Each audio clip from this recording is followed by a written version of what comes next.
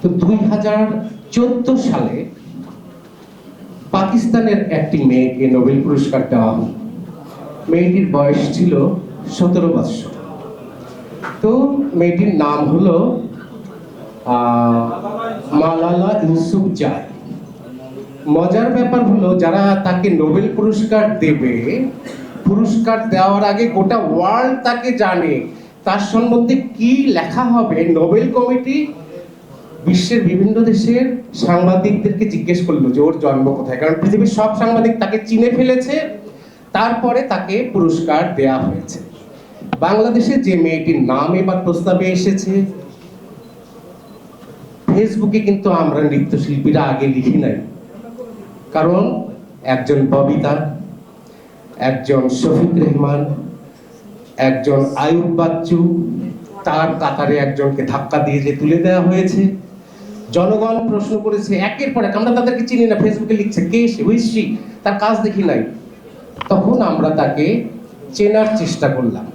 Optical ব্রাইটেনার, colour guard এবং জার্ড lock সমৃদ্ধ advance ফর্মুলায় এলো নতুন রে ডিটারজেন্ট পাউডার।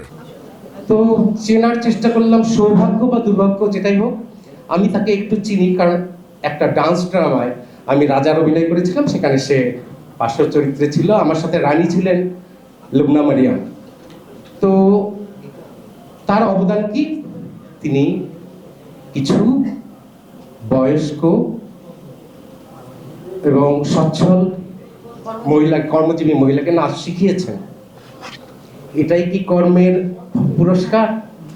সেই মহিলারা পরবর্তীতে কি দেখিয়েছে জাতিকে, কি শিখিয়েছে? আমি আমার কথা যদি বলি, এইখানে গোটা 30 ছেলে মেয়ে আছে যারা আমার কাছে নাচ শিখেছে। বাংলাদেশের বিভিন্ন প্রতিষ্ঠানে শিল্পকলায় তারা নাচ শিখায়। তো তাদের কর্ম কার্যক্রম তো আমাদের দেখাতে হবে, সেটা দেখাতে পারে নাই। যখন চারদিক থেকে বিভিন্ন কর্নার থেকে প্রতিবাদ আসছে, তখন বাধ্য হয়ে আমাদেরকে সবাই ঠেলছে, আপনারা প্রতিবাদ করেন। সিনিয়র নৃত্যশিল্পী যারা, এই যে এখানে বসে আছেন আমানুল হক, ওনার বয়স 90 বছর, উনি 21 পদক পেয়েছেন 4 বছর আগে, তাই না আমন ভাই?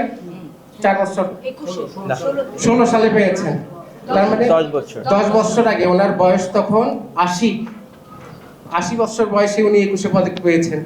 সেই একই পুরস্কার যখন একটু ছোট্ট মেয়ে পায়, তার প্রতি আমার অনেক ভালোবাসা। সে আমার উত্তরসূরি, আমরা তাকে কোনো ব্যক্তিগত অ্যাটাক করতে চাই না, কিন্তু আমাদের তখন কষ্ট লাগে।